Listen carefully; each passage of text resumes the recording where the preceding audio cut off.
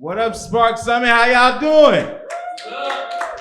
Oh, y'all know this ain't right. Y'all need more energy for this. How y'all doing in the Spark Summit today? Are y'all ready for what you came here for? Yeah. Well, I have the opportunity and the pleasure to bring out the keynote speaker and the panel for you guys today. You guys are definitely in for a treat. We are excited to just have this conversation and let people gather and gain what's going to be dropped today. So without further ado, I want to bring out the panel. First, we're going to have our keynote speaker, Ryan Wilson, who is the CEO of the Gathering Spot and the Chief Community Officer for Greenwood Bank. We have Steph Simon, the incomparable one who helped put this on with TCE in Hoverton, and your host, the smartest man in Tulsa show business. You'll know once he starts talking. Tyrance, Billiingsley, everybody get excited. You're in for a treat here.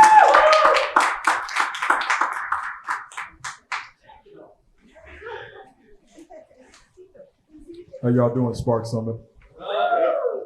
I'm feeling good? Yeah. I appreciate y'all being here, and I appreciate y'all giving us your time. We're here. We're gonna have a very, very free-flowing conversation. This is a panel of creatives, so we don't stick to frameworks like that. So we're gonna be authentic and just let the conversation flow, and see what you all can glean from it. So with that. I do want to start off by letting our keynote speaker, Ryan Wilson, tell us a little bit more about him and what he does and how he got started. First and foremost, it's an honor to be here. This is my second time in Tulsa. I came and met a lot of amazing people last time I was here, so I'm glad to be back. Ryan Wilson, I'm the CEO and co-founder of the Gathering Spot. I started a company about 10 years ago. Honestly, reluctantly. I didn't want to be an entrepreneur. My parents were. So I had this idea, though, while I was in the middle of law school, to create a new type of community and to build spaces where that community could build with one another. So with one of my roommates from college, we started to work in 2013, formally, opened the Gathering Spot in Atlanta in 2016, and I still run that business to this day. Beautiful. So next, let me turn to the other resident genius we have here, Mr. Steph Simon. Steph, this whole city knows you. They know how you move, and you are this festival, Dreamland Festival. It's kind of your brainchild. So why don't you go ahead and tell us a little bit about why you do what you do and what this means to you. Alrighty, man. Thank y'all for having me. Spark Summit. Kind of gotta have me. I created the festival. I just thought about that. My name is Steph Simon. I am the founder and creator of Dreamland Festival. I created a festival called World Culture Music Festival 7 years ago. We just changed the name to Dreamland Festival this year. I created that festival out of necessity, kind of like survival mode. Me being an artist myself, and the music that I made, I felt like it wasn't a lane and there wasn't an opportunity for it. So I decided to venture out to different festivals like South by Southwest and things like that and learn and come back here and try to create it myself. And 7 years later, it's this big extravaganza that we have downtown. So it's a beautiful thing to see, and that's pretty much where it came from. Beautiful. So last, I just want to say, in case you don't know who I am the co-founder and board chair of Tulsa Creative Engine. I'm the founder and ED of Black Tech Street. Our organization works to rebirth Black Wall Street as a tech hub and kind of catalyze a movement that sees Black people embrace tech as a means to build wealth and impact the world. So now that you kind of have a lay of the land, I want us to kind of get into this conversation. And again, not too formal, just want to let it flow, but I do want to throw this question out there. Do y'all feel a sense of responsibility being creatives? When it comes to things that you make and the process that it takes to bring something beautiful out of you, do you feel a responsibility to do that in a certain way and a responsibility to ensure that what you build has a certain effect? How does that kind of reflect in your work?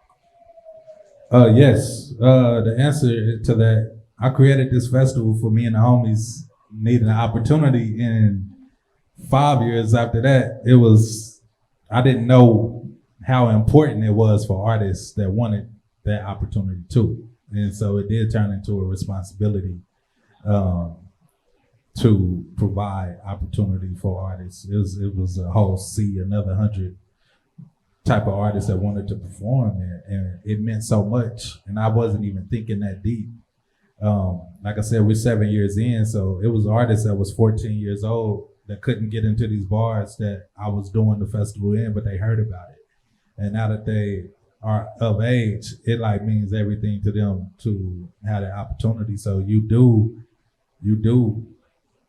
gain that responsibility. Like, dang, I didn't know what I was creating, but now that you see it, you like, now you really want to make sure you don't do any artist wrong. I grew up in the era where like what you didn't know, artists would take advantage of you on the business end. So I got to make sure that I cross my T's and dot my I's and I'm doing right for these artists so they don't look up. They know content. They know ASCAP information. They know how to put their music out on streaming. They just know how to be a self-sufficient artist. And we make sure we teach that more than just the 15 minutes that they get on stage. They know actually how to be an artist when they come through anything in my world. So yeah, the answer is yes. And before we jump to Ryan and let him answer, I wanted to follow up with that. So how does that affect how you move when you create? As you create these things, does that affect how you don't allow yourself to stop? Or I gotta keep going. I don't get to man, I wanted like the rap, being a rapper, like it's a lot of ignorance and it's a lot of like just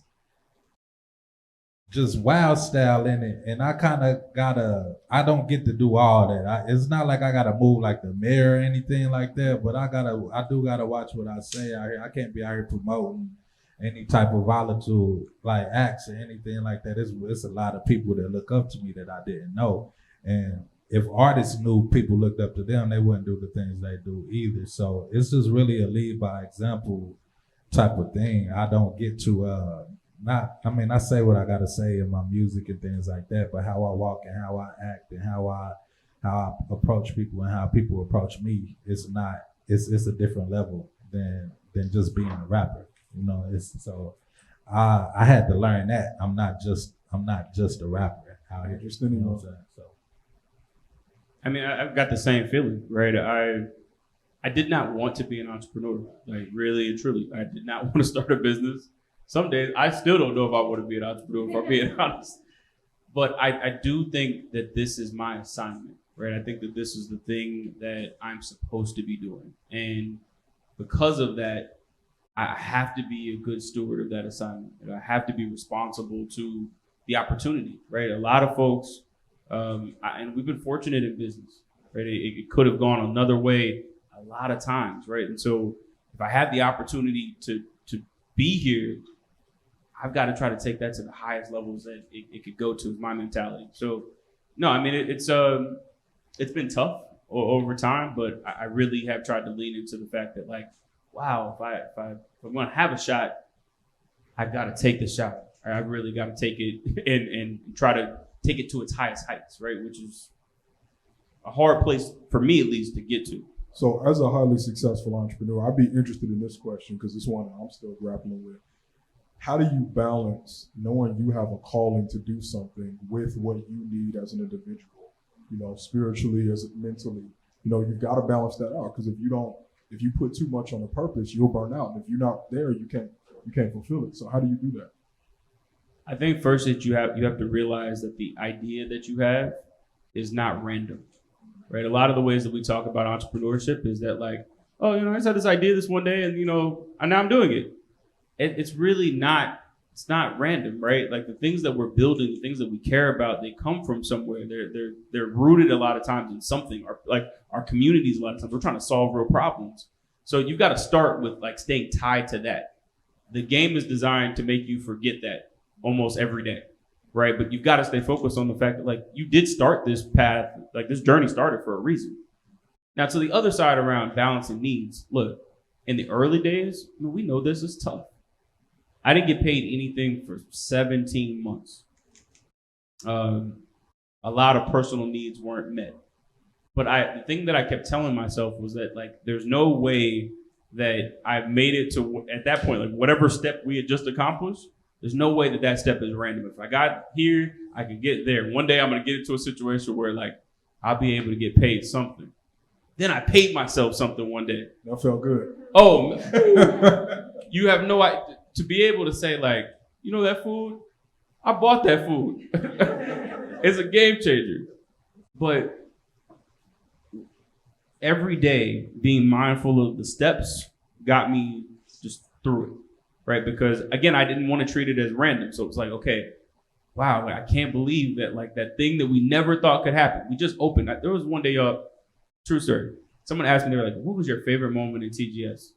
I'm like, yo, there was this day one, like I was in the restaurant. Gathering spots have restaurants, workspaces, and event space. I was in the restaurant and I watched someone order a Coca-Cola.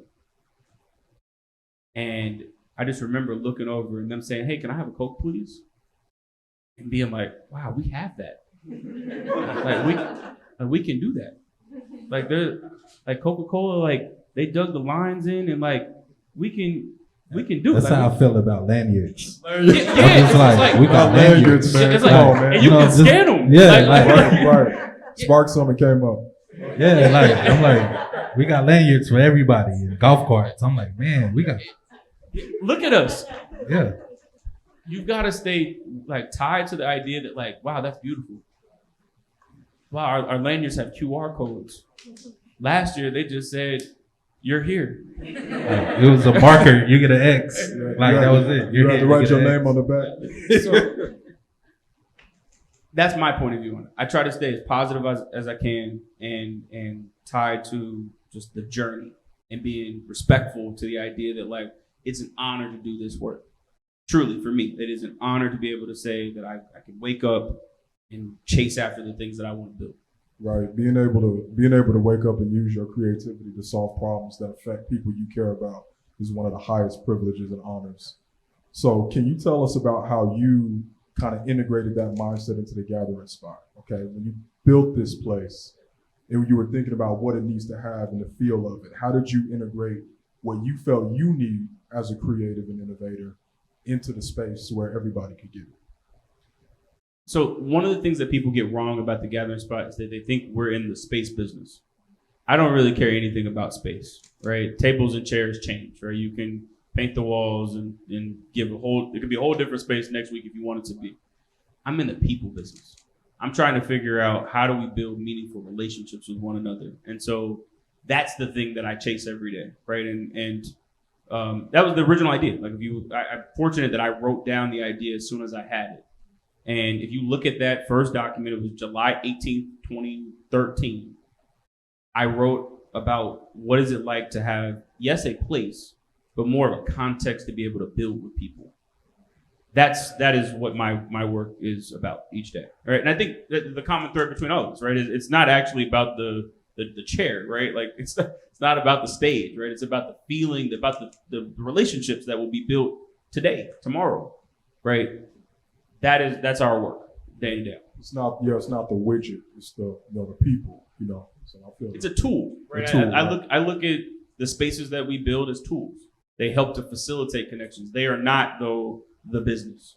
The business exists with people. Steph, how have you found that to be true with your festivals and all your 50-11 things you do? Man, looking back at pictures and a face in the crowd might be a headliner the next year. Like, just, you know what I'm saying? Like, that's the coolest part. Like, a lot of artists that I've seen in pictures of year one and year two are on Final Africa or they're on stage tonight or that I didn't even know. How does that make you feel, man?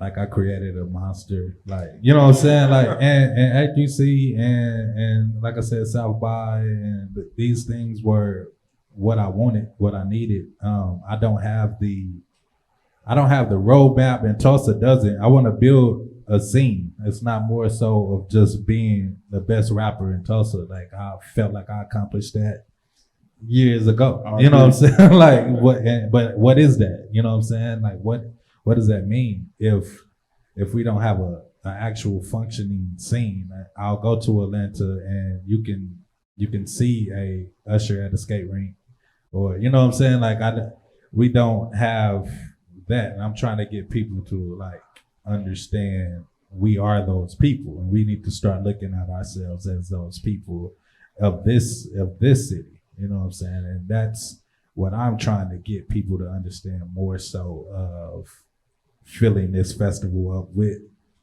50 major acts. I'm trying to make us elevate us. Yeah, and I feel like the way you move with you being a local star, but being as accessible as you are, it really humanizes all the stuff that a lot of people see happening on other scenes, to say that, you know, every human being is just flesh and blood. I mean, you might get big at one time, or you might have a lot of hype around you, but everybody who ever became anything started as no more than what you are at some point, you know? So, I mean, having that to be ingrained in the minds of the people you're trying to affect, I think that really helps them to organize behind the vision that you paint. And I think I've seen that. So I appreciate how you move forward. I appreciate that. So going back to this conversation about the city and where it needs to go. So you in Atlanta, you know, I heard you talking about how you like it. You know, Tulsa's better, but we're not gonna get into that. but so with Tulsa being on a precipice of, you know, trying to merge the arts and tech scene, can you tell us about, because I feel like you kind of blazed that trail in a lot of ways in Atlanta as well. I know the culture was kind of there, but as you were coming up and as that was developing, how did you navigate that space, and what kind of advice do you have for us here as we're trying to do that in Tulsa? I don't even know if I have advice, man. I think that the time that folks are spending to invest in one another today, right? Like this is how it happens, right? If you look at Atlanta's trajectory, it is a larger city at this point that still feels like a neighborhood. People are just cool with each other. They build, right? Like you would hear things that were happening in other cities where, you know, producers wouldn't collaborate. Like you can't do that in Atlanta. Like if you look at the albums, right? Like you would see a song and it's like every producer in town is on the track, because like there's a communal way that we kind of grew up with one another. Same thing happened in the business world. Like all the entrepreneurs, we're cool. Like we share tips and talk about, yeah, I can't believe that investor did that. Don't go over there. Like, so truly investing time, right? That old school thing, especially going through COVID, y'all, it's really easy to click a picture and be like, you know, we connected. We did it. We have a relationship. And it's like, we don't know each other. Like we don't have any history with one another. We haven't made any money together. We haven't thought about how we can be mutually helpful, right? Like that's what's happening here, right? And it's a lot of times not easy to realize year one, but like, wow, in year 10, year 20, you start to be able to say, wow, I mean, we met at one time, 2022, and like we were just friends, but look at this business we started together. So again, simple approach for me, but it's playing long game with relationships, right, to grow ecosystems. Can I touch on that? Because you said what I'm trying to get across to the music scene here, which we showed a big example on Finding Little Africa, because everything was in-house made, artists from producers and everything. And outside looking in, I don't think we know that the credits and everything collaborated on the album is all Atlanta community, from executive producer to producer to studio to, we look at it as all the famous people was working on this album, and it's really, in their eyes, this is just somebody I rode the bus with to the studio. We ended up making a song, and that's how I make music out here. But outside looking in, as a grand scale, I want people to understand that that's the importance of us working with ourselves, and that's why this festival is loaded with Tulsa artists. It's like at least one weekend out of the year, everybody is here, and you can meet, and songs come out of this, albums come out of this, collaborative shows come out of this, ideas for another show come out, ideas for another festival, all comes out of this, and that's the beauty of why we do it. Everything is us. Exactly. I'm with it. So the theme that I keep hearing in both of these conversations is relationships, which I really want to latch on to that, because there are so many different efforts to try to build things here, and we put emphasis more so on the plan, on the strategy, and how things are moving X, Y, and Z. But to continually ground in the fact that it's people sharing connection with each other, looking out for each other, it's people wanting each other's best interests at heart. How do y'all think we can structure our orgs and structure our approaches in ways that center that more so than maybe some of the traditional metrics people would expect that actually aren't the secret sauce? I think the next step is collaboration with, this is the second time me and Ryan or just someone from Atlanta has collaborated, you know what I'm saying? And I think more of that, just leaders of communities wherever start sharing resources and collaborating, or just being seen and building relationships with each other. Y'all are looking at a city that's on the way to being the city that he's in. You know what I'm saying? So we're the seed, and that's the flower. Atlanta is the flower, and we're the seed, and we just have to keep watering what we're doing and to get to that point. So, To that point, I would rather be early in Tulsa than exactly. late in Atlanta. Exactly. I mean, I'm sorry, exactly. it's such a beautiful thing to see things when they're, I don't want to say starting, but when they're growing. Yeah. Like, being a part of that journey is special. It's hard to recognize when you're in the middle of it, but like once it's mature, then all the companies start to come and the brands show up and the conversation changes. You talk to folks in Atlanta, and you'll see even people wearing this T-shirt, like old Atlanta. And what they're talking about was that feeling that where like, wow, we were right now. Yeah, like when we were growing with one another, like when it was us and we had a point to prove. Not all of this new stuff, right? So, look, I would love to be a part of any ecosystem that's emerging. That's where there's opportunity. The later stuff, I don't know. It doesn't feel the same. Which is why I stayed. I tried to move out of here. I hated Tulsa for years, and then like something hit me. I finally found history on Black Wall Street that I will walk the streets and go to school. And at 23, 24, and was like, why didn't I know about this? I want to rebuild this infrastructure. At least live by that code is the least I can do, and see how it rub off on people. And that is what we're doing. I always say a flower needs the most support when it blooms, because we tend to water flowers, and then after it grows, we just take pictures of it. We don't water it no more, and it dies. The bugs get it, which is the corporate. All this, like, all these things get to the flower, and then it's just gone. You know what I'm saying? We stop watering it. We stop taking care of the dirt. We stop taking care of the weeds around it and everything like that, because it's a flower and we feel like we reach success. And that's when I feel like when it gets to the flower point is how we gotta not let the bugs get to it and things like that. So long as we keep taking care of the soil of it, I think the city will go the right way if we all keep that kind of mindset. And I think about how we keep that mindset, because part of you gets that fear that it's inevitable that after a city blossoms, it reach a point where things get ossified and rigid. But I really see the value in where we are right now, because when you're an artist, and when I say you're an artist, I mean you're an entrepreneur, you're a creator of any kind.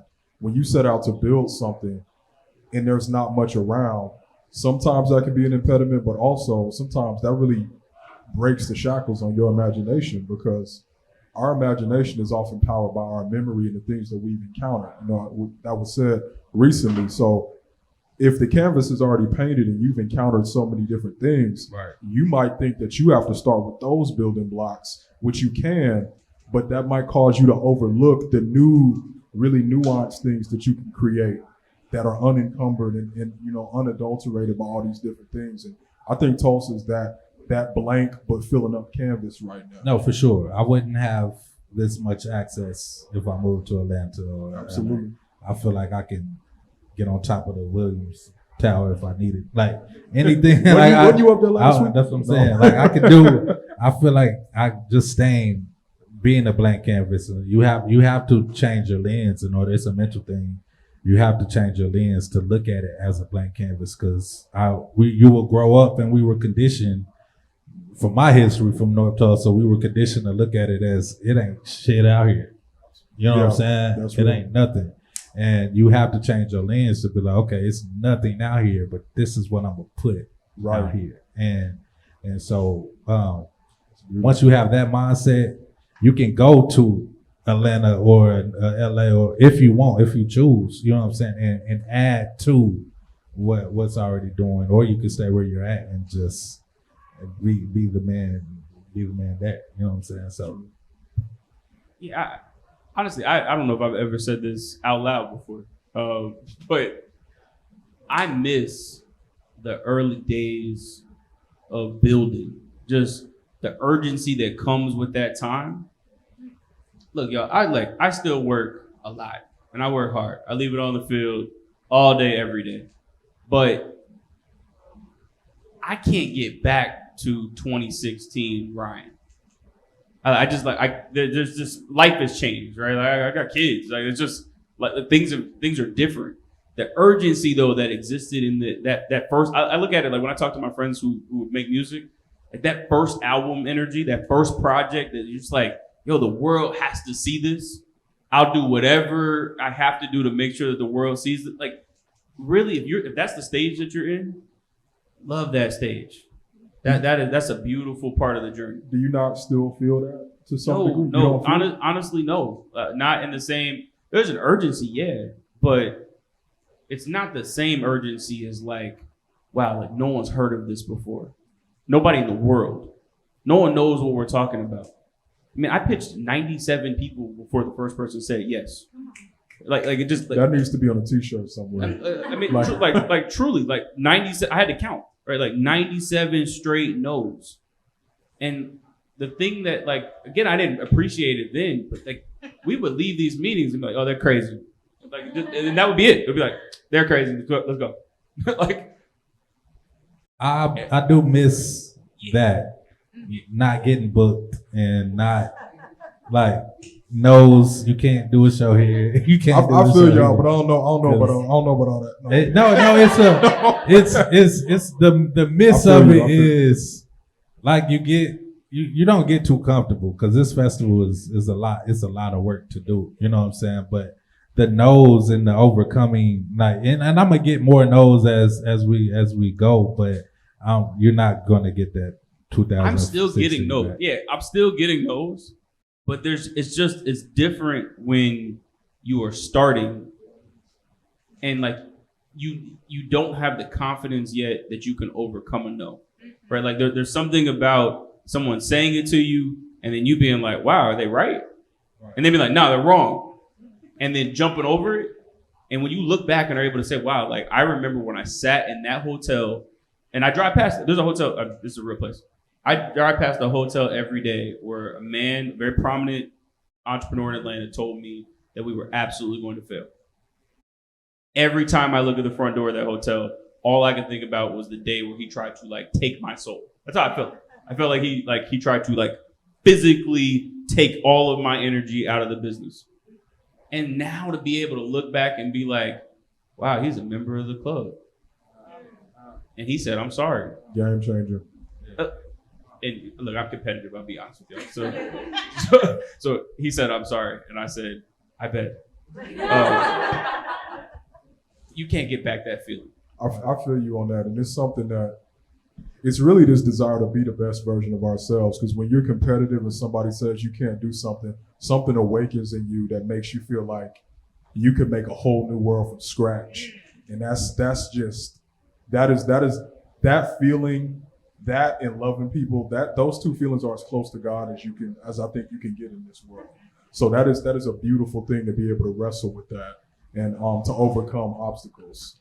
So with that, I want to get into something because I want to know, this is a very creative panel. You know, we be on our phones and everything too. You know, and we do. I'm running a whole I feel you. All making right. sure the sound people are where they're supposed to be. So Don't mind me. while Boss Man is doing Boss Man, let me ask, what are y'all's muses?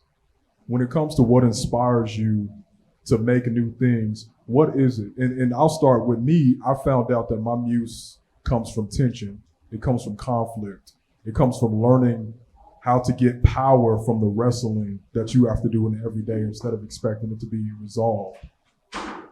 That in combination with wanting to build something new to help people, those sparks are typically what makes me create things. So for y'all, what is it that gets y'all in that zone where it seems like you can grip these things that just don't exist?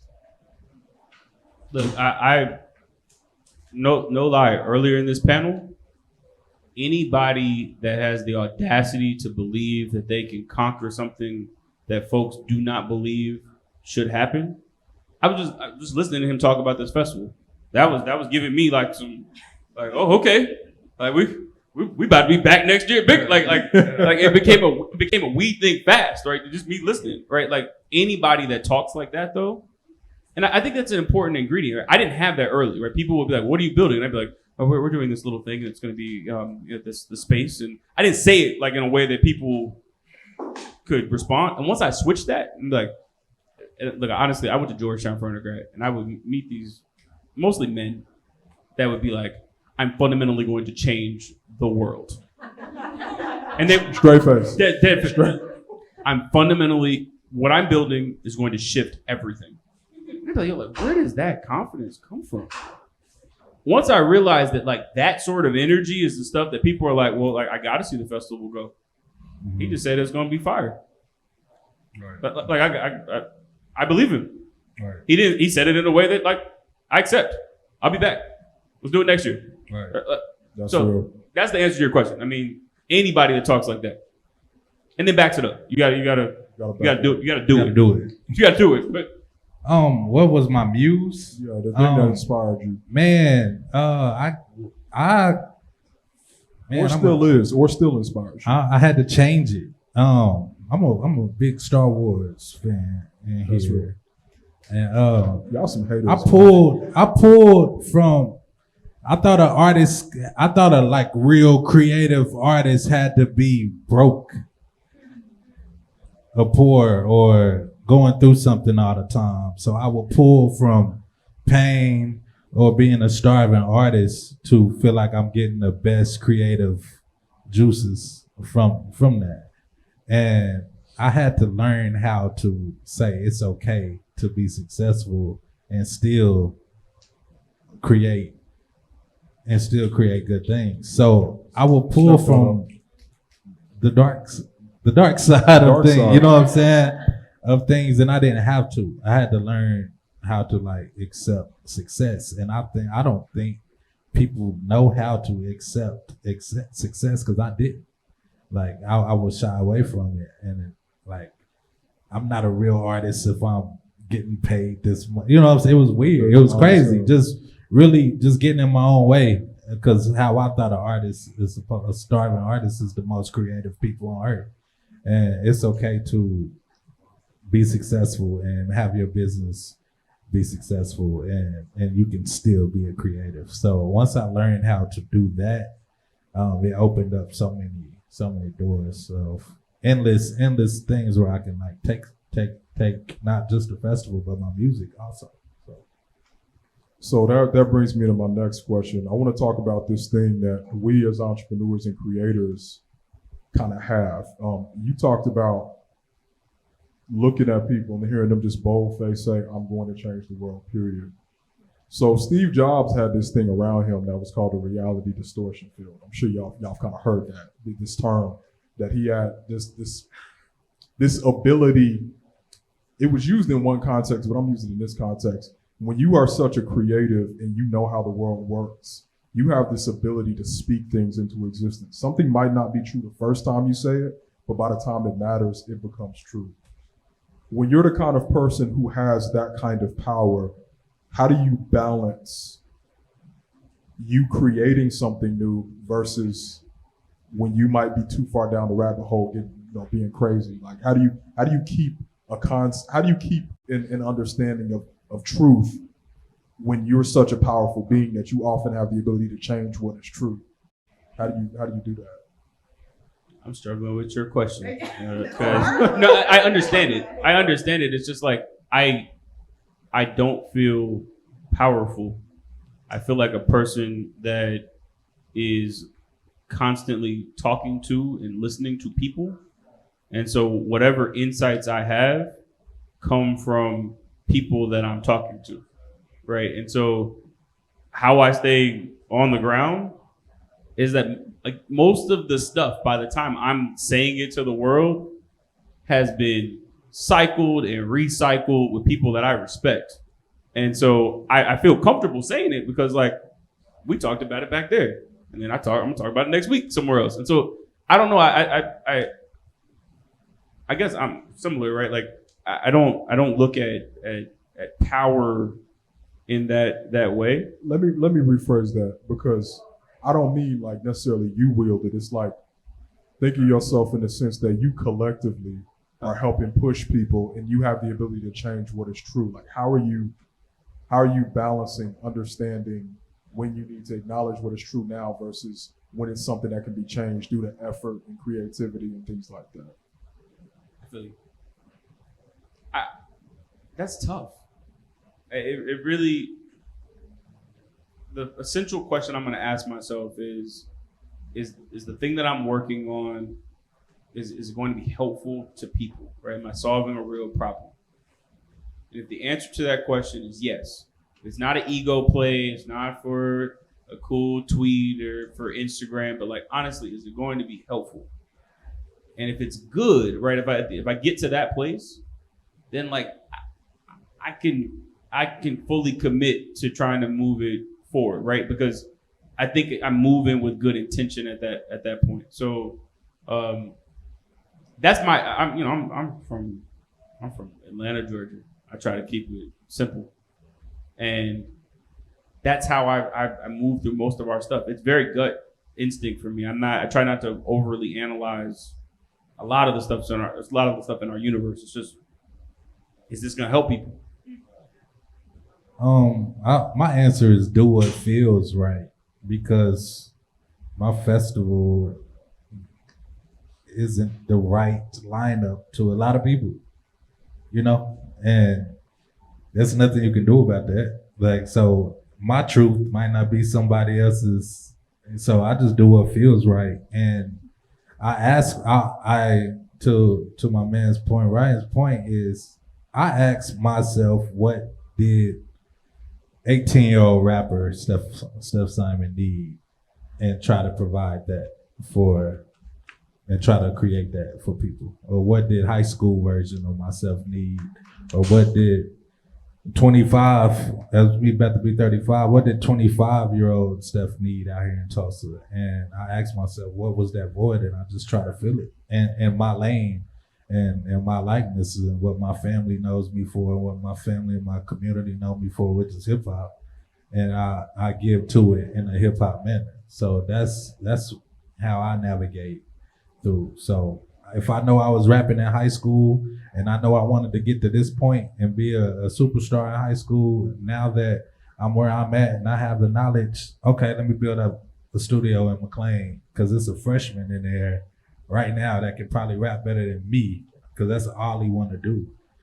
Let me build a studio so he can do that for 4 years straight. And when he get out of high school, he got a festival that he can jump right on. You know what I'm saying? So it's simple things like that. So I'm with that. So this was actually something I wanted to pull from both of you, but it ended up coming out anyway.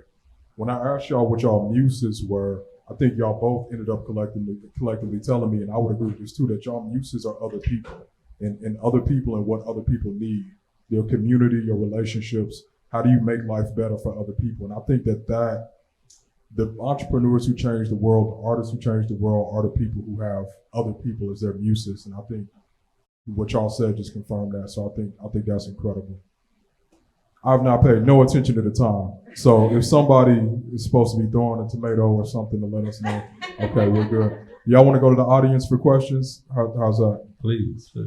Does anybody in the audience have any questions? Whoever. Oh, please. So I'm an entrepreneur just starting You out. might bring What her would the be mic. your number one piece of advice? One second. Why don't you use the mic? I'm just starting out as an entrepreneur. So what would be your number one piece of advice for me as somebody who's just getting started?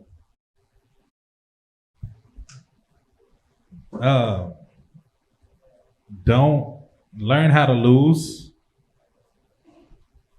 Learn how to lose a lot, and fail. Learn how to fail forward. So when we were talking about the no's that we get early on, like if somebody tell me no right now, I'm gonna be like, all right, I'm gonna just go over here until I find a yes. But like, learn how to like that no sting you and like you keep falling forward, or that loss. This festival done put me in financial binds 4 years in a row, and I just was like, I'm gonna put more artists on here next year, like, and I'm gonna get a Ferris wheel, like knowing that like I lost all my money, I had to get a job, like repossessions and all type of stuff that I like, until it got to a point where it was like, okay, now it's running. So don't let, because you're really jumping out into a no man's land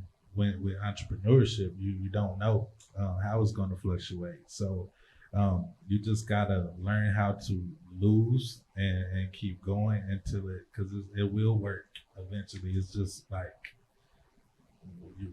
God's law of how things run. So just don't let that stop, and don't be afraid to like switch it up, because I've changed this name for a festival and just came back with a better formula. Take a break if you have to, like, for real. Just remember why you started this journey in the first place, right? There was a reason why you started. Stay very, very, very tied to that reason, and know that sometimes even people that are close to you are going to try to shift you away. Sometimes they're the folks that have the most doubt about you. It's unfortunate, right? So you got to guard your heart a little bit from that. And then I'll tell you something my dad told me when I was going through a season. He was like, son, small ideas will keep you small. You have to fight for the best possible version of your idea. And I say that to myself to this day, that you have to fight for the best possible version of your idea. I mean, I think that's what we just heard from Steph. Like, it wasn't good enough the first, like, we haven't completely fulfilled my vision yet. We got to keep going, right? So keep going, right? There are going to be people that tell you at certain points to just stop. It's good. It's working. If that's not what it was supposed to be for you when you started, keep fighting until you get to that place. Yeah, I would 100% co-sign that, because just because people around you want what's best for you doesn't mean they know what's best for you. Okay? Oftentimes when you create businesses and you create ventures that build a new vision for the world, you're oftentimes building another version of yourself to execute on that. And the people who know the version of you before that are going to stick to that and say, I don't know that you can do this, because all they know is that version of you. So you got to be able to prove them wrong. But for two, I also would say one of the things that's really helped me as an entrepreneur, it's not, yes, it is this burning understanding that what I'm doing is going to succeed, but it's also one of the most liberating things is knowing that even if this fails, I'm going to be okay. Like my ancestors had everything they took burned down, got killed, and they rebuilt it. I'm going to be okay if my thing fails. Like we not the same. If that's what keeps you up at night. Like that's just like that. Once you learn to not be afraid of the fall, that's a whole different ballgame. Funny story about my dad starting his company, Simonized Remodeling. He was at work and he was watching a rocket go into the moon. I don't know which flight this was, but it blew up on TV. Which one was that? I don't know. Okay. And he was like, if rocket scientists can get it wrong, then I'm going to be all right if I don't get it right. And he's started his business. He like left the glass plant, and that's what he's probably on top of a house right now. at 60 years old. And that was his. So if rocket scientists can fail, then you can too, and that's real. And as long as nobody dies. But what happens? What happens if it works out though? Right? Like, just keep like, what happens if it works out? Cool, it might blow up, but truly, y'all, we don't talk about this enough. But like, failure is a weird thing that you have to manage. I think you'll hear a lot of folks talk about it like, like you shouldn't have it. You have to manage failure, right? And the way I manage it is that, like, look, failure is gonna find me. Then I'll walk outside and failure will be there. And I'll be like, what's up, failure? And we'll have to deal with whatever happens at that point. But like, I don't go looking for failure, right? So if I walk outside and failure is not there, what happens if it works out, right? Like, that's entrepreneurship. And when it does, there's no greater feeling in the world. The truth, really and truly. That's real. No, we're not going to take your question. Anybody else? No. So you going to do that? Okay. No, man. Kind of transitioning from failure to success. I'd like to hear from each of you, what does success look like for you now, and how has that transitioned over time? What does success look like to you now, and how has that transitioned over time? How did you come to find out, well, this is now what success is? Do you mean generally or specifically in regards to what we do? Generally. Okay. I was talking to an entrepreneur once. He was like, look, you move from managing the business minute to minute to like day by day to like maybe week by week to like, then you're like me and like you manage it like a decade at a time. And he's also a billionaire in different circumstances. We were having this conversation though. I truly was in like a minute to minute. I couldn't even say, like, we were really just trying to figure out how to make payroll like tomorrow. Like it was like, what can we do right now to make it to tomorrow? And so success, it's kind of graduated for me in that same way, right? Like where success used to be, can I make it to Friday and make payroll? Now it's like, okay, that's not our current problem. Success is, do we have payroll for the next 6 months? Oh, wow. Like, do we have payroll? Like, but that's one way of looking at it. The other way, though, for me, honestly, is just in pure impact. Being able to say that I know people that through the thing that I thought of years ago now are in business with one another, that have married one another, that have kids. Like we have TGS kids.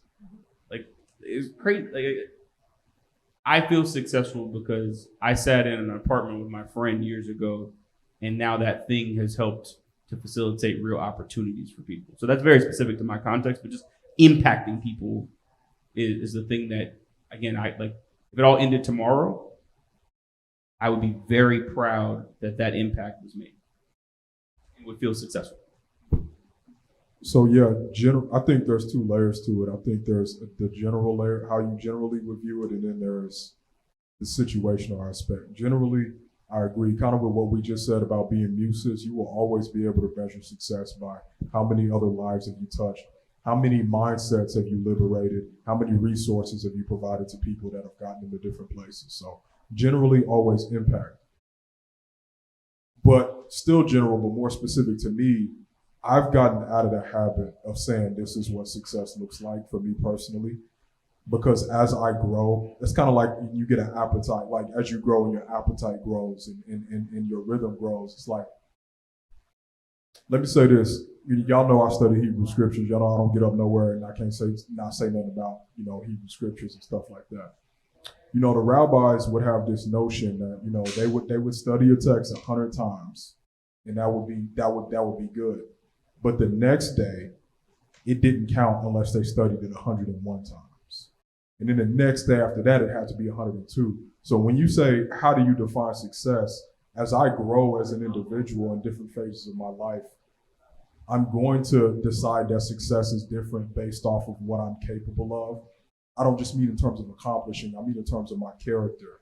Like what am I capable of and what needs to be happening right now? Because I could be absolutely killing the game by the standard of me 2 years ago, but as of right now, what I'm doing is not acceptable, according to what I'm capable of right now. So, success is really this thing that It's this piece of equipment that you keep working on. You do more and more reps on it as you grow, and as you're capable of handling more, you do more. Our success started out for me as make a lot of money, buy a nice car, ride through the hood, and show everybody I made it. That was success for me for a long time, and then it just turned into that was like a conditioned version of success, and then it just turned into the ability to still be able to do. Like I can still do. Kobe Bryant was successful because he played 20 years of basketball. LeBron is successful because he's dominated for 20 years. Like he can still get out there and do. Like I can still get up every day and create. I'm on the 7th year. I want to get to the 10th year, and I'm gonna be like, man, I'm successful. I got to year 10. Now I want to get to year 20, and it's just achieving goals that you set for your own self. If it's I want to make $1 million, and you make $1 million, you're successful. If it's I want to make $5,000, just starting out, you success. You walk around like you made it because it's hard. No matter what you set your goal at, it's hard to get there. No matter if it's $300 or if, like you said, you have to aim big. It's gonna be hard either way. So you might as well open the doors up for. It's not a Ferris wheel out here yet. I want a Ferris wheel. Like that's where I'm trying to get to. Like that's success for me, but that's nothing to a festival that gets a Ferris wheel every year. So so it's subjective, and I think humans created success. Like what's success to like a lion in the jungle that's just living with nobody saying you're a successful lion or you're a successful tiger, or like what do you a butterfly, does they feel successful because they made it out of the cocoon? I don't know. Like we just do what we're living the life, and we're just doing. Like I don't think butterflies is flying around caterpillars. And like you ain't gonna make it out that cocoon because the tornado is gonna knock you over or something. Like they just do it and hope, and they fly away gracefully and they keep living. So that's how I look at it. I just keep living and keep doing things. So for sure. Sorry. Well, you guys are literally right here. So a lot of the success, how do we define success? It's a lot like, I make $1 million. Sorry. I make $1 million. Like I wanted to make $1 million. I make $1 million.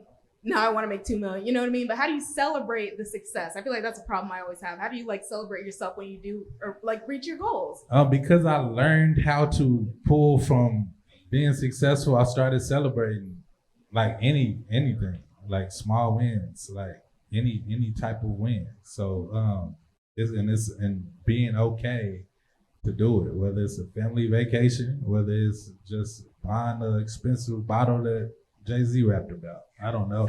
Like it's just being able to do that. I took my family on our first family vacation this summer off rap, and I've been chasing rap for 10 years, and I felt successful, even though it was Galveston Beach. I felt like I did it. You know what I'm saying? So you just gotta celebrate and bask in it. COVID helped me out with that a lot because the world shut down after I did an amazing show at the Skyline Mansion. The world shut down right after, and all I could do for a year was sit down and think about everything that I did. I thought the world was over. I thought like, damn, this is it. So I might as well just think about it. I did pretty good out here if I catch this and go. So that was like my first time really reflecting, but I think you have to do that, like just mentally pat yourself on the back, whatever that means to you. Yeah, I don't know. I struggle with this transparently. I'm nervous that I'm going to lose my edge, right? Because not celebrating to a certain extent I've been able to keep a pace, right? And that pace to me has been the thing that's helped me to compete. So the thing that I'm trying to do now is just to be present, right? And to say, hey, look, there have to be sometimes, I don't know if it's me celebrating success, but just like, we should go out to eat because we're fortunate to be able to do that. And so let's enjoy this moment. Reframing it that way has helped me be able to have more of those moments. Because when I looked at it as celebrating success, I'm like, oh, only the losers do that. Like that's when they lap you. Like when you're out there partying, like somebody else is doing what I used to do. They were hustling. So there's a difference to me between that and being very intentional about spending time with people that you care about. Yeah, Big Sean had a quote that has really hung over me. He said, no matter how far ahead I get, I always feel behind in my mind. And that I used to power me for a while, but I learned that wasn't sustainable. But I also learned, you have to know yourself. I also know that I am the type of person that has a desire to almost rest on laurels. So I kind of, when you have to know yourself and set boundaries according to who you are. So I got to a point where I wasn't celebrating wins, even though I would share them. But the place that I'm at now is figuring out that I don't have to wait for a win to celebrate. It's like the person who's in the gym lifting weights and is under pressure. Sometimes you look at that person like, man, why would they do that to themselves? They are killing themselves. But even though they're experiencing pain in some form or another, they keep doing that because they like it and they know it's what they want. So it's learning to find your home base in the wrestle. You don't wait for the victory for you to rest. You learn to rest in the struggle. That's weird. That is contradictory, but that's all, I've studied Judaism. That's all Judaism is about. It's about reconciling contradiction. Now, that doesn't mean burn yourself out. But what that does mean is if you get to a point where you're comfortable while you're under the pressure, while you're doing it, you'll have fun and you won't lose. Yeah, thank you all, first of all, for speaking. This has been awesome. You have spoken a lot about mindset and overcoming barriers and creating. And I wanted to ask about something that you all seem to be doing really tangibly very well, which is how do you bring people with you? How do you people in your community who maybe have the same aspirations but are bogged down by various life obstacles, the systems that surround us? How do you create in a way that brings people with you? Yeah, look, I'm just not willing to build stuff that if I were to get to success or whatever the end is and look around and be standing there by myself, that wouldn't be interesting, fun. It wouldn't be anything for me, right? And so we all have to go together, right? Because if I'm going to get to this point that I want to get to, I've got to have people there with me at that moment. Otherwise, I used to tell folks at our company, it's like, hey, look, we're gonna build a big company, and then we're gonna all go stand on stage with the check. Me standing on stage with the check would be very unfulfilling, very. So I don't know. I appreciate your question because I don't know if it's something that I'm thinking about in that way. For me, it's a part of it's the mandate. It's a mandate. We have to do this together. And correct me if I'm wrong, I feel like I hear in your question the question of how are you getting people to come with you who almost don't want to or who want to but don't quite know how to get out of their own way. Fears of failure, who have come across those boundaries. Right. How do you liberate people? That's an easy question. No, it's not an easy question. It's your question. I was playing. That was sarcasm. There's no one way to tackle this. I mean, some people you can have a conversation with and they'll have a flash that changes the way they see things. And other times you can have the smartest people in the world who simply will not see anything differently until they can experience it for themselves. I think you being able to bring people with you, you do that by being able to gauge how the people you want to bring with you are and figure out what the best way to engage them is. Some people won't go until they see you've gone and been successful. You know, it's not that you want to go and get glory for yourself, but because for some people, the barriers are so powerful, it's not until they see somebody who came from their spot break them that they say, okay, I can do that too. And sometimes it's only after that people come with you. Other times you can just give people a rousing speech and they'll come with you. It's not a monolith. There are lots of different ways to do it. But I think being a leader who wants to bring people with you means figuring out what are all of these people's different styles and trying to accommodate them as best you can and get as many people to the position that you want.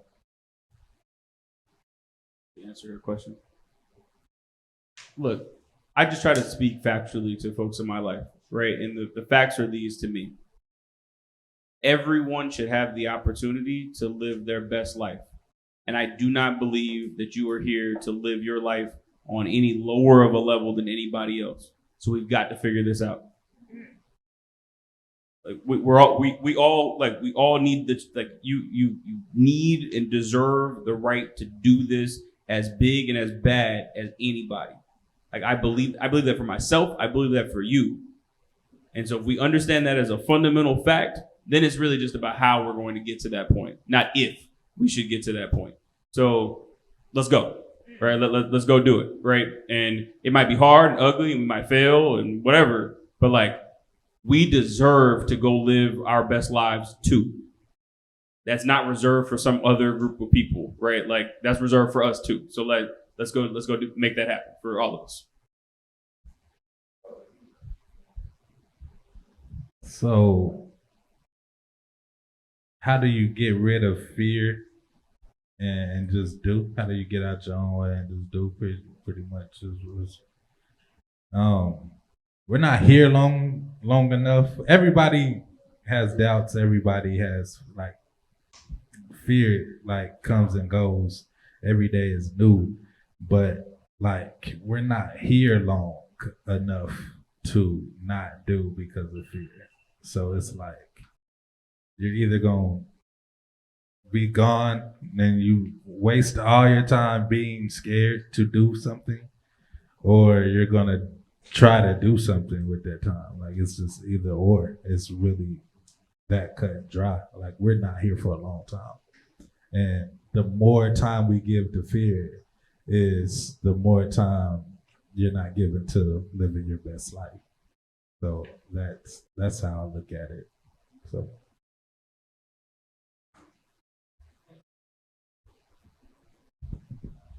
What's up, guys? I've been in the people business ever since I could work. I don't know. I may look like I'm 15, but I've been working for a while. That's funny that you are aware that you look like 15. Because I've always thought you looked like you were 15, but like Sneak just walked out and he rapped about looking like J. Cole, and I'm like, I'm glad y'all are aware of that. We're aware. I'll give you. I didn't expect you to be 35. I thought you was gonna be about my age as well. So I'll give that to you as well. Steph. I appreciate that. We're friends now. We can joke. There we go. We can joke. So I've been in the people business. I left a ministry job several years ago because I felt like I didn't create a safe space for myself to just be. And it's been some years since I left, and I've been working on that. My question is, how have you guys as leaders and doers and movers creating safe spaces for yourself to just be? And the second part, how are you doing that for the team around you as well? As you're building from scratch, as you're building all the systems and structure, I think what's very important for anything in movement and growing is to remind people why we're doing what we do and who we are as individuals and just people, and support that. So my question is, how are you creating environments for you to just be? And then what does that look like for the team around you? My safe space, I grew up playing sports, bulldog football, all the way to high school. I grew up in a big family out north. Everybody's my cousin, even if you weren't. Like, we were somehow related. Grandpa was going crazy. So I grew up in a community, and I grew up in a team sport oriented, and I was always the line leader or the running the stretches, or really influential for whatever team that I was on. And that doesn't leave you if you change the road that you're taking. My safe spaces now became hip hop, but that doesn't mean the community aspect of that isn't in hip hop, and the leadership of that isn't in hip hop. So hip hop is now my safe space. So if that's my safe space, I need to just create in that world. I'm not doing it in a world that's not me. So I'm working in my safe space. Is how that is.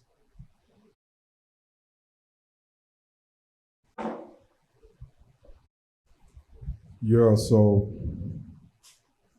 my safe space has always been a space where I'm free to create. And what I've been trying to do is figure out how I can have that with me every second of every day. Me, I don't know if it's something with me or what it is, but I don't like things that are perishable or can be taken from you or cannot be accessible to you at sometimes when it comes to things like your mental health. So my dilemma is often figuring out, how do I frame the spaces that I'm in every second of every day as somehow saying I'm still in my safe space even when I'm doing this work? Because reframing your perception can oftentimes be the source of that. And I know what I'm saying is unorthodox, but for me personally, this is the journey that I'm on. Like, how do I wake up every day and yes, see the emails that I have to send, the things that I have to coordinate? How do I see these mundane things as holy? Because when I'm in that holy space, I'm feeling like I'm in a safe space. By holy, I mean creating for a positive purpose. So how do I frame that? What is my safe space? My safe space is that area. And making my safe space a mindset, I really feels like puts me in a position to be more resilient and to be more helpful to the people around me. Now, I know that's not necessarily the case for everybody. Like for my team at BTS, there are 4 very different things that make people feel safe. We are 4 very different people. So what makes you feel safe? Well, as a leader, I try to cultivate the environment where you being who you are at the moment is allowed, and me somehow building you up to a position where you feel like you being who you are is like you being in a safe space rather than having to convene that space. So I can't say that I fully worked it out, but for me, it's an ongoing challenge, and I feel like when I crack it, I'll be able to move in a very powerful way. For me, at this point, it's my family. Been married now for a little while. We've got 2 kids. My daughter's 2. My son is 4 months, and so I don't know if it's a safe space at like 2 in the morning when I'm changing diapers, but that doesn't feel safe. But being at home, right, and that's a shift for me, right?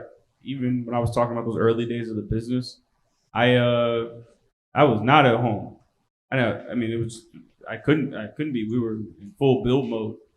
I got to a point though where it was like, look, at the end of the day, all y'all can call me a terrible CEO, but these kids are not about to call me a terrible father. And so that's where I go, right? Honestly, like, I'm having a bad day, I will hang up and be like, talk to my kids. For my team, the team thing for me is I just try to listen, right? I think to the extent that you have a leader that actually wants to hear the answer to the questions that are being asked, that facilitates an environment where people can really be all of who they are. And I just try to sit back and this thing is not about me, it's about we, right? And like, I need you genuinely. Like, we have 200 people that work at TGS at this point. I cannot do it by myself. And I want them to know that, right? So your input, energy, I respect it. And wherever your safe space is, I'm assuming that it's probably not here. I want to make sure that you have time to go to invest in that space, because when you're here, I need you to be all of you. So.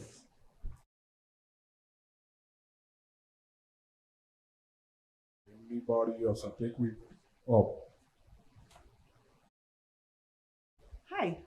I just wanted to tell you, I've been sitting here, I'm new to town, I've been listening to all 3 of you, and I'm just so inspired by everything that you said. Like, I appreciate how genuine you answer the questions and just how real you are about your own journey. I really appreciate that, and so thank you for being that way and sharing what you had to share. I was, as you were talking, I was thinking that most of the best things that I've created in my life, I sort of had time to visualize them and fantasize about them before they came to be. So I just wondered if you guys set intentional time to really like dream up the space you want to create for Tulsa or the space in Atlanta or whatever that for you. And maybe since I wasn't totally clear on the connection between tech and art, maybe if there's some connection there that you want to talk about, that'd be awesome. Well, most definitely. Let me first address the tech and art connection. So TCE, part of our thesis is that, we want to create these societies where human beings can really flourish and maximize their creative capability. Understanding that what it takes to be a successful tech entrepreneur, what it takes to be a successful artist are two sides of the same coin. Understanding that these two methods of thinking in tandem is often what produces the kinds of innovations that really help lift people's lives, like change people's lives. We're essentially trying to facilitate the connection between those two things. We want the tech people and the artist people in the same spaces, understanding that they're not so different. In fact, they're kindred spirits, and if y'all would just link up, a lot of these problems would disappear. But y'all out here over here, and you over here, so why don't y'all stop playing games? So that's kind of the thesis behind TCE, and it's also the thesis behind, I feel like, a lot of where Tulsa is going in terms of being a creative economy.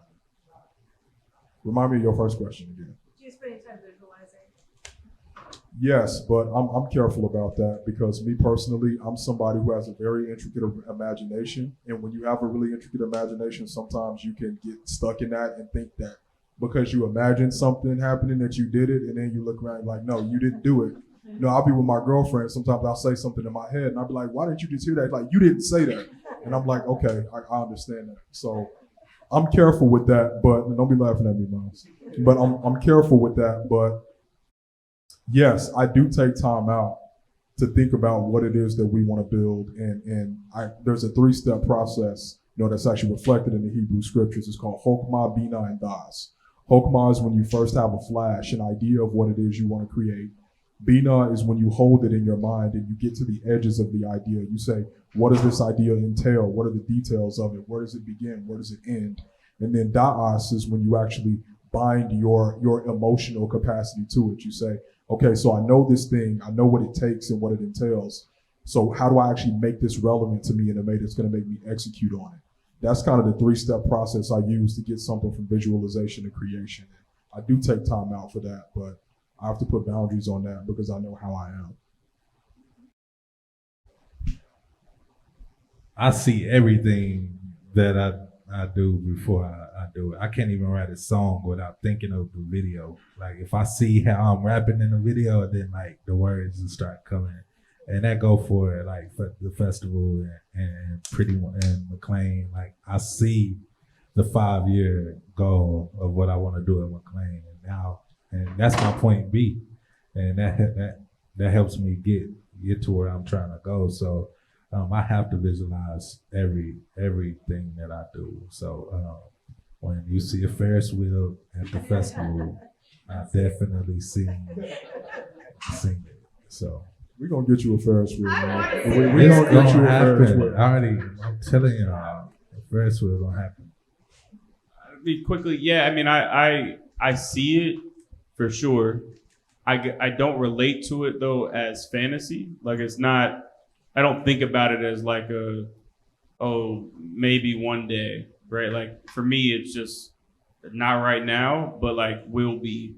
It's how I genuinely like feel about it, right? So when we had one location, I would have talked to you about 10.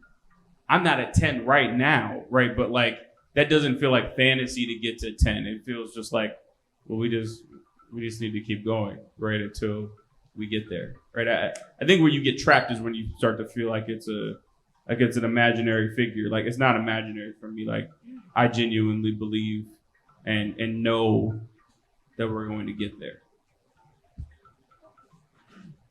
We out of time, Chris?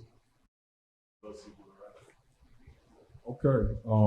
Let's do let's do this. Let's have some closing statements from our people. So if there's anything after this conversation on your mind as a creator that you want to impart to people, let's go ahead and do that.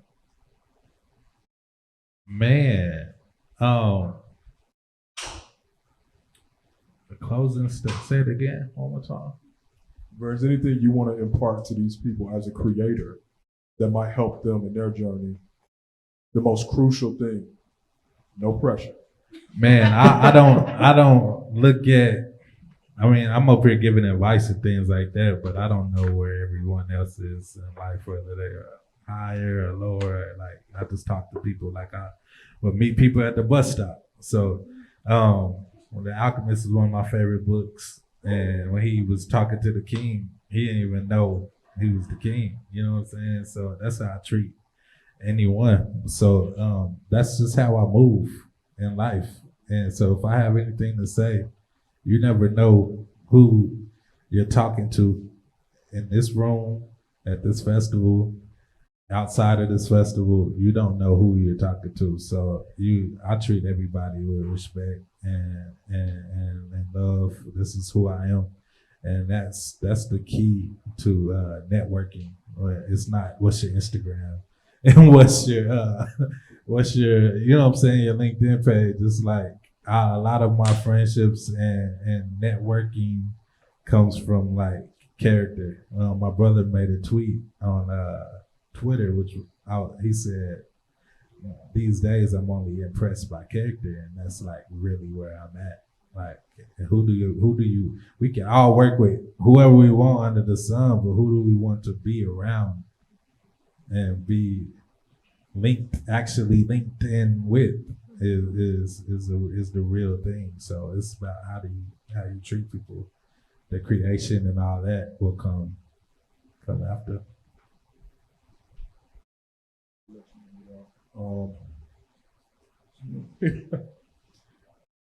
I believe, and I say it every time I get the chance, that human beings are on this earth for two reasons. You're here to love and you're here to be creative in a positive way.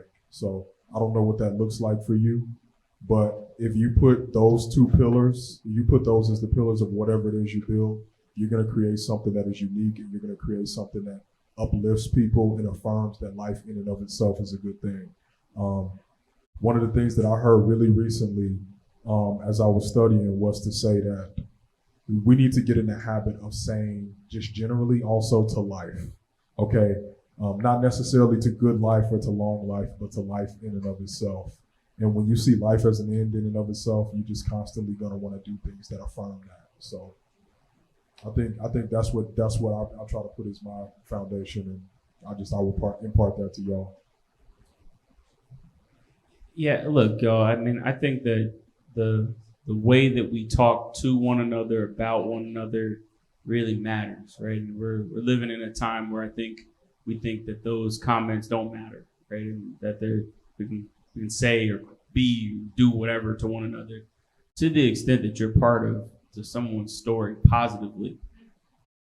There's no greater honor, right? And I think that, as simple as that sounds, just real community, real relationship is the thing that we should be striving for moving forward. I mean, the game is being played right now. Sounds sad, but someone did this thought experiment with me. I've never been able to forget it. They were like, tell me the name of your great, great, great grandmother or grandfather.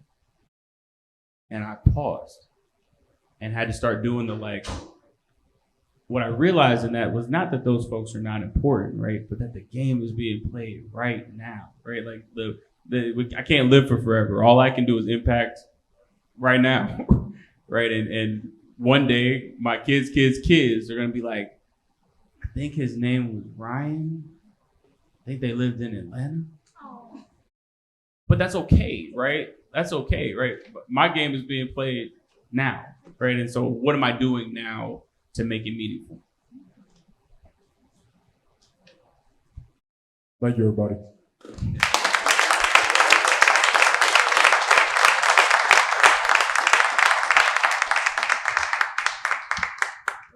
That It wasn't supposed to be a sad thing. Like, No, sorry. it wasn't sad. It was like it's not sad. Coco too. We're It's inspired. not sad. It's like you gotta like, talk to the people here. Another round of applause for this amazing shout. Thank you guys so much. Ryan, thank you for being with us today. Really appreciate it. Tyrance, Steph.